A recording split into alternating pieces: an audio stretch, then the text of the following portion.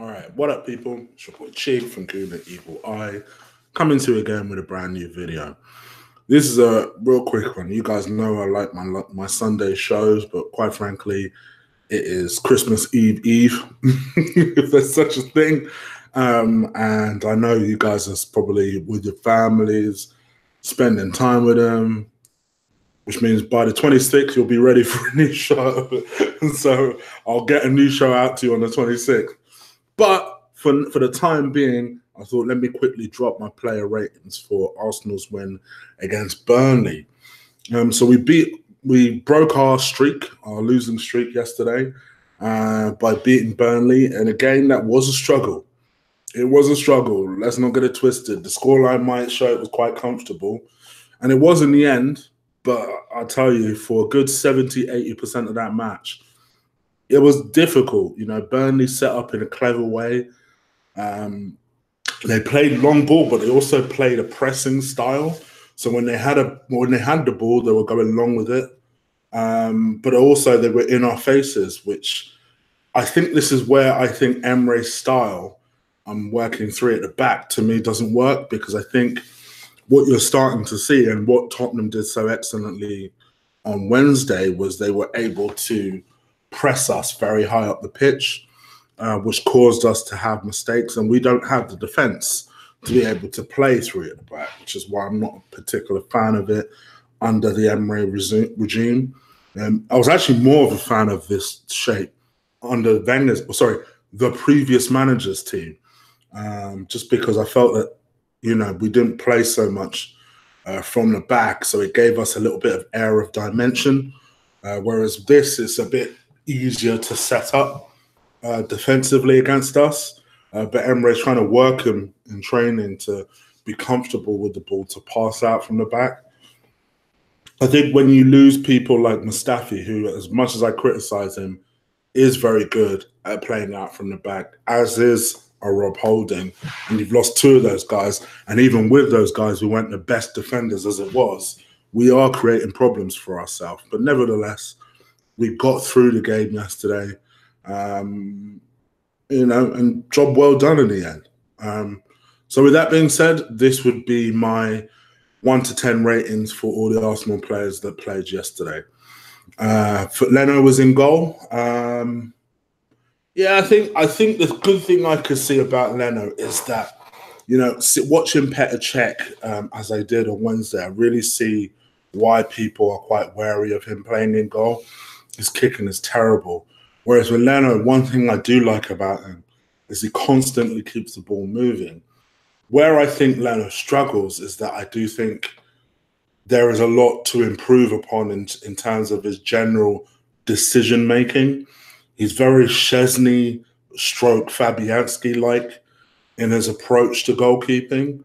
And I don't think his handling is particularly great, but I do think he's a very good shot stopper. And he's very good at distributing the ball. If we can just improve the rest of the parts of his game, then we're all good. But for me, I don't think he did that much wrong yesterday. Yes, they scored a goal. Could he have done something about it? For me, I'd give him a 7. Let's talk about our 2 centre-backs or 3. I'll come back to that. But let's talk about our right-back yesterday, which was Ainsley Maitland-Niles. Now, I didn't get a chance to say this on yesterday's review show. I actually thought Ainsley Maitland-Niles, considering he was given another chance to reprieve himself following such a really bad Tottenham performance, I actually thought did pretty well. You know, there was one run that he went on where he skipped past the player, and I thought, okay, because he wasn't doing none of that on Wednesday against Tottenham. But I thought he looked a little bit more comfortable. And yeah, I was happy largely with his performance. So I'd give him a 6 out of 10. Next to him, let's go with Sokratis. Spiritually, Sokratis was my man of the match. Spiritually. Just because I loved how combative, I know that's Robbie's favourite word, but I love how combative he was yesterday. My man was on this team. You know, he was on this team.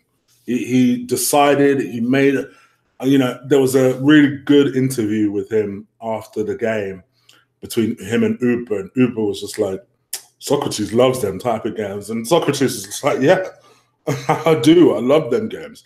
You know, I don't mind the battle. You know, I'm all up for the physical battle. You know, it's so nice to be able to say, you know what, we've got a couple of nasty bastards, and this is one of them. Just a nasty bastard, the sort of guy that if you were supporting against him, i.e., if you were supporting a team that was playing against him, you would hate this guy. He's just that type of character. But I love the fact that he plays for us. And probably our one regret over the last 5-6 years is that we haven't had enough of this type of player. Another regret is that we didn't get this geezer about 3 years earlier than we'd have. But nevertheless, for me, I thought just for the way he handled Barnes yesterday and just his gamesmanship.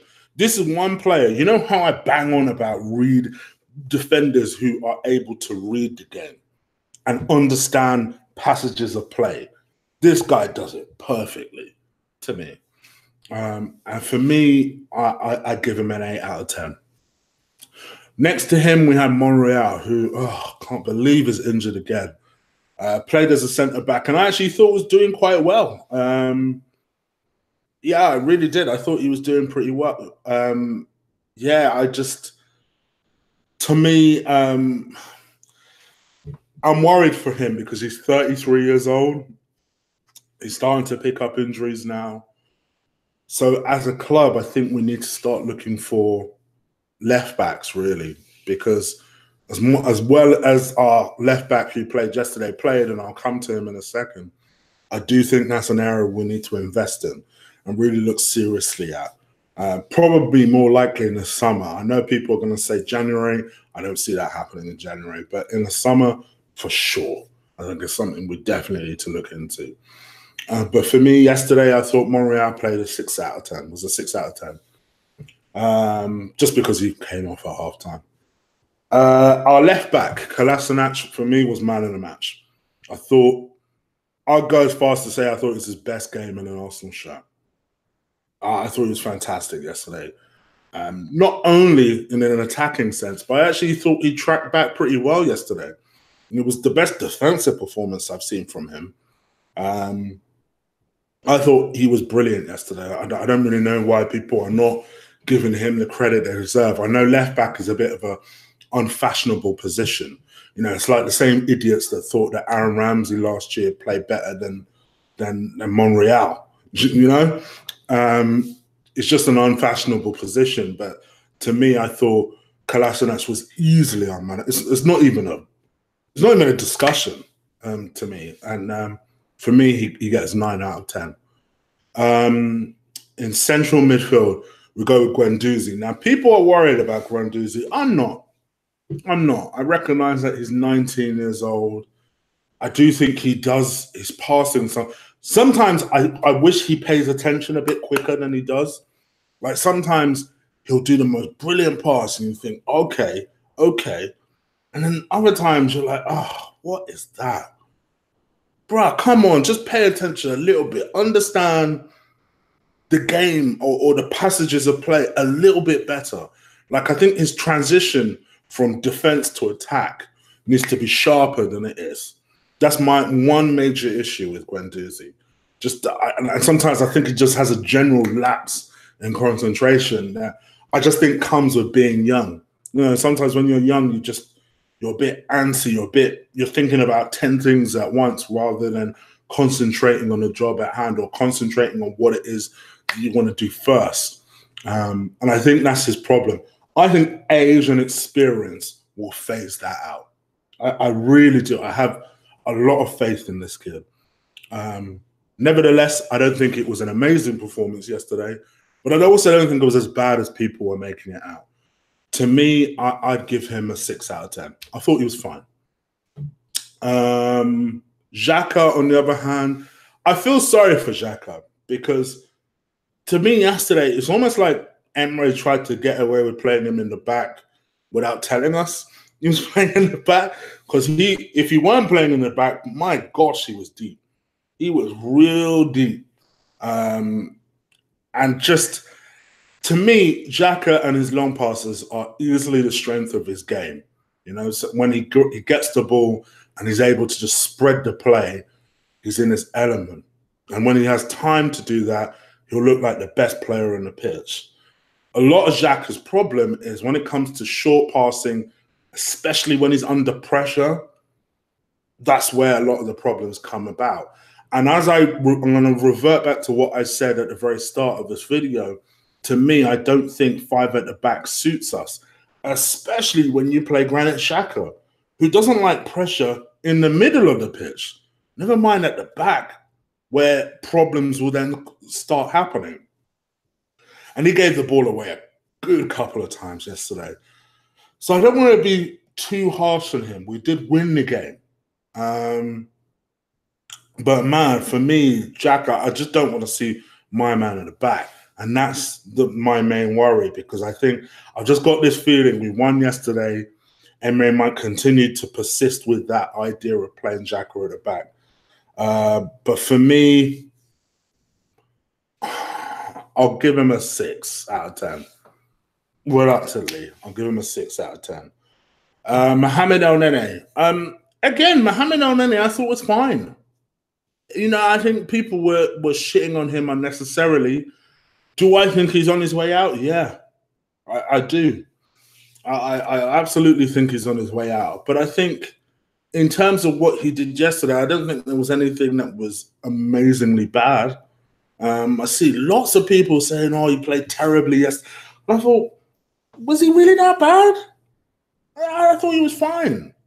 For me, I'd give him a 6 as well, to be honest. I know there's 3 6s in the middle, never a good sign, but I actually thought he was fine yesterday. I genuinely did. I had no issue with him yesterday. Yeah, I'll give him a 6 out of 10 as well. Mesut Ozil. Well, Mesut Ozil had a wonderful, wonderful, world-class pass. I'll give you guys that. He had an assist and he had an amazing run at the end. Does that make him world-class? No. Does that make him man of the match? No. And this is not me going to be kicking Ozil. This is not going to be an extended piece about how I kicked Ozil. This is just me being real. I thought he was fine yesterday. I didn't think he was particularly amazing. I didn't think Ozil set the pace. I didn't think anything like that. I thought he had a great influence on 2 goals, as I would expect someone of his caliber to have. But I don't think he was our man in the match because of it. What? Because he got a pre-game assist. So it matters now, but it didn't matter last week when it was Iwobi. Nah, I'm treating them equally. But I thought the run at the end that led to Iwobi's goal, which was our 3rd goal, I thought was a brilliant run from him. For me, with Mesut, I have no personal issue with him. I've always said it from the day one. I stand with Arsenal. And as long as this boy is part of our club, I have no problem supporting him. All I want is consistency from him, but also from the fans that support him. That means if you treat Ozil a certain way, he can be your favorite player, no problem. But also treat Iwobi the same. Also treat Mkhitaryan the same. Treat everybody the same. Which means if Ozil hits a certain pass, and it's this wonderful pass where gifts are galore on Twitter, I want to see the same shit with Iwobi. I want to see the same shit with Mkhitaryan. I want to see the same shit with Ramsey. Treat everybody fucking the same is my only issue. But anyway, nevertheless, I thought Ozil was fine. He was captain yesterday, which I'm sure made a lot, which Emre did as a very tactical move in terms of welcoming him back into the setup, trying to make him feel as part of the team. Can Ozil recreate this next week, I suppose, is the real question. But to me, I thought he was good yesterday. I thought he was good. and I would potentially give him a 7.5 out of 10 yesterday. And Alexandre Lacazette. I thought Lacazette was fine as well. I thought he gave an assist, which was a really good assist, really good awareness. Kind of, I don't really know what to make of his stroppiness. On the one hand, I love the fact that he wanted to stay out there and be on the pitch, but then on the other hand, bruh, just do what you need to do for the team. Yes, I get it. I'm with you. You should be out there getting minutes, really, because you ain't had that much football recently. But, we're going through a busy period. You're going to get a chance to stretch your legs. Trust me. For me, I'll give him a 7 out of 10. And then Aubameyang. I thought Aubameyang got 2 great goals. Whether you want to say they're deflected or not, hey, you got to be in a position to get them, and I think he was. He started doing more of the things that I've known Aubameyang to do, where over the last couple of games he hadn't so much. So he was making runs, but he was also looking dangerous. He also looked like he wanted to score, was desperate to score. And for me, I was really happy to see that as an Arsenal fan, because, with Aubameyang, I would love him to win a Golden Boot. When was the last time one of our players won a Golden Boot?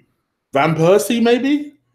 So, to me, I'm happy to see that he did as well as he did in terms of getting the goals. I thought his second goal in particular was a great finish.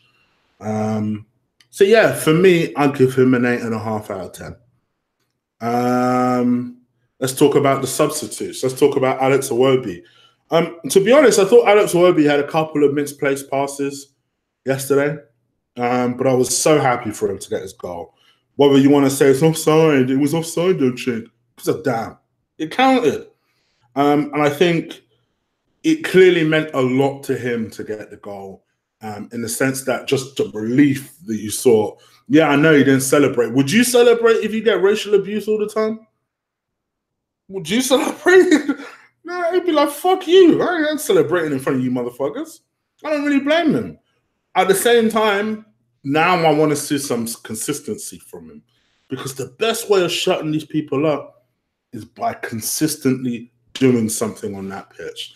And maybe that goal will help him consistently do something on that pitch. So to me, I'll give him a 7 out of 10, just for the fact that he got his goal and you could see his confidence lifted off. Well, hopefully his confidence will lift after that. So yeah, 7 out of 10. Lichtsteiner. I actually thought Lichtsteiner did all right yesterday. It was another game where there wasn't going to be a lot of pace on the pitch, so it suited him. So he's another nasty bastard that we have in our team. So he was able to, you could see relishes shit like that himself. So yeah, I think he did all right. I'll give him a 6 out of 10. Torreira, I actually thought didn't play that great yesterday. I didn't think he played well at all, to be real. He just looks tired. He looks knackered. Because if you think about it from his perspective, I'm pretty sure Italy still have a winter break. He'd be on a winter break right now. And he's been playing more or less every single game. For me, and I know people are really desperately worrying about Torreira picking up a yellow for Liverpool, and I get that. I do, of course, get that. But if he does end up doing it, I would love to see Anthony Maitland-Niles in the middle. I still think this kid can be a substitute for Torreira in his position. That's my personal viewpoint on that. I'd love to see Xhaka and Ainsley just have a go in that middle if Torreira, for whatever reason, misses a game. Yeah, I'll give him a 5 out of 10. I just didn't think he played that well. Misplaced a few passes when it came on as well. So, yeah. But nevertheless, and also Emre, he's still subtly trying to persist with his 5 at the back. I didn't like how deep Xhaka was for a lot of the match. But I thought his tweaks had an effect again. Was able to adjust when Monreal came off, and we got the win. So I have to give him an 8 out of 10. So yeah, on to the next, and that's going to be Brighton away. In terms of how I'm going to tackle that one, because like Lee said yesterday, I ain't recording no video on Christmas Day. So I'm going to record something probably tonight with the viewpoint of scheduling it for a release on Christmas Day. So that'll be the preview for the Brighton game. So bear in mind, if Emery does a press conference on Christmas Day or Christmas Eve, I ain't going to have seen that shit. So my team will be based on everything I know up until now in terms of injury news. But anyway, you guys let me know what you think. Leave it in the comments below. If you like this video, crush, destroy, drop kick the shit out of that like button. I appreciate every time you guys do that. I want to also take this opportunity to thank everybody who's appeared on the show this year. Everybody from, Ola to Kenny Ken to Mems to Stel, Robbie, to Frimpon, to lead judges, everybody that's helped me grow the show to the point that I've grown the show to now. Next year is going to be about new phases and new ways of me dropping the show and new material and content that I'm dropping. It's something that I've been planning for some time. I did allude to this in a video a couple of weeks ago. So more and more things are going to be happening with the channel just because I want to evolve it. I don't want this to just be another YouTube thing. I want to continue to evolve it and develop it and turn it into a proper podcast, for the want of a better word. So definitely keep an eye on the new changes that take place next year. I want to also take the opportunity, even though this idiot didn't shout me out yesterday. Yes, I'm bitter. But I want to take the opportunity to thank very much Lee Gunner, who I know not all of you like, and I know some of you can't stand and hate his views on Mesut Ozil. But that guy has really taken some time to help me. He really has helped me a lot. Some of you may know this. He's slightly older than me. So obviously, even though he doesn't always come across as the most wisest, he does help me a lot in terms of ideas for the show, things, kind of shows that I should put out, when I should put them out, and just general strategic stuff for the show. These are things you won't know, but they often go unsaid. And I know he hates compliments. I know somebody tells him I'm saying this shit, he's going to be like, oh, for fuck's sake, mate, do you need to say all this? He doesn't take compliments well, but I just wanted to thank him for helping me with the show. And for me, it's just about, genuinely, when I have made genuine friends of the show, people like Amanda, who I met for the first time on Wednesday, like in person, Kenny Ken, who I didn't have the opportunity to talk to properly on Wednesday, but another one who's a friend of the show, Ola, who's another brother from another mother, my country people in Ola. When you meet them type of people, you think to yourself, oh, this is just some fake shit. No, they're real people, and they're genuine people, and Lee being one of those people. So I wanted to take that opportunity to thank them all, and especially thank him. Right, so enough of that lovey-dovey stuff. So let me get out of it. All right, people, I'm out of here. I hope you've enjoyed the show and all the shows that I've tried to bring you. I always try and make them entertaining as possible. I'll be back on Wednesday with a preview, and then back next Sunday with, let's just get a few people on next Sunday. Fuck it, I'm going to do that for you guys. So I'll get a few people on next Sunday, and hopefully that'll be another show you enjoy. All right? All right, people, take care. Deuces.